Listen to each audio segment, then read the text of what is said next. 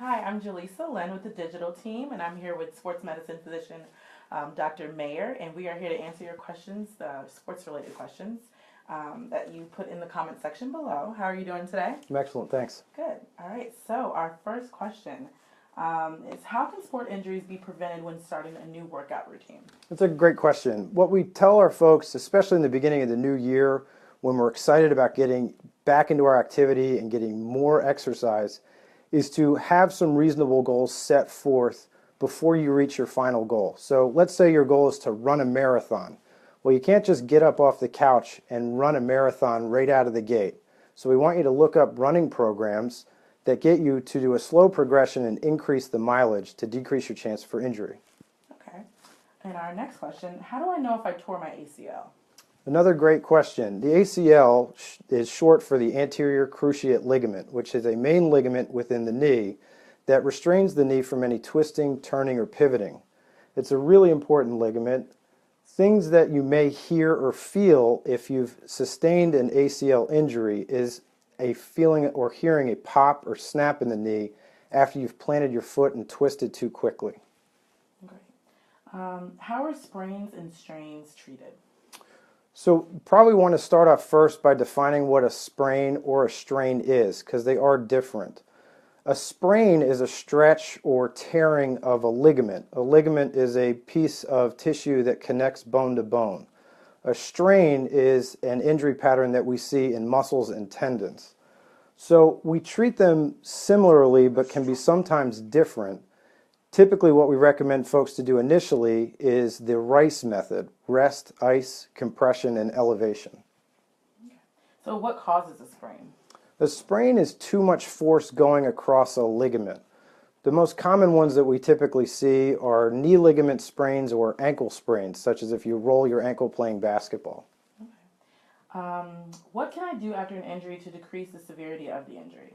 I'd go back to what we were talking about just a few minutes ago, the RICE method of resting the area, icing the area down for 10 minutes on, 10 minutes off, good compression and elevation, and you can consider anti-inflammatory medications if you don't have any reasons that you shouldn't be taking them. Okay. How do I know if I have a concussion? What do you recommend doing if I think I have one? So that's a big question. There's a lot of symptoms for a concussion, upwards of 20 or more symptoms that can be related to a concussion. The most common mechanisms of injury that can lead to a concussion are a direct blow to the head or body that causes a twisting or turning mechanism in the brain. Once you think you have one, what we recommend you doing is immediately removing yourself from your activity and seeking a medical professional that's trained in diagnosing and treating concussions. All right. And let's see. What is the difference between a shoulder separation and a shoulder dislocation?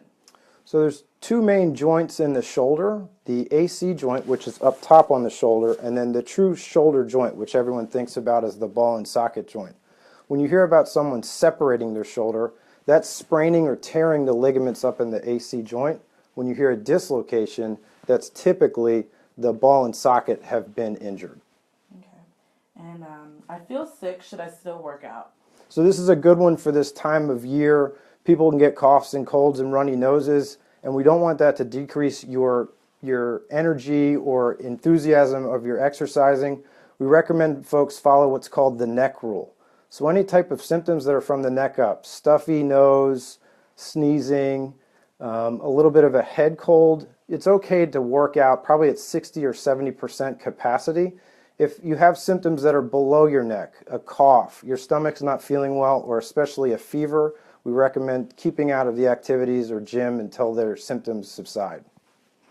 And how many hours a week should young athletes train? That's a great question too, and that's a difficult question to give somebody a specific answer to. It really is predicated on the sport and the training capacity that the athlete's already undertaken. Okay. And our last one, under what conditions should an athlete seek medical attention for an injury?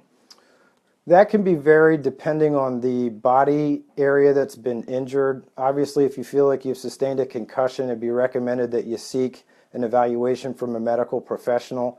If you've injured your joint and there's a large amount of swelling or bruising or it feels unstable, that would be another reason to seek out a sports medicine specialist to come be evaluated. Great. Well, thank you so much, Dr. Mayer, for answering our questions today. If you have anything, if you want more information, you can go to medstarharbor.org.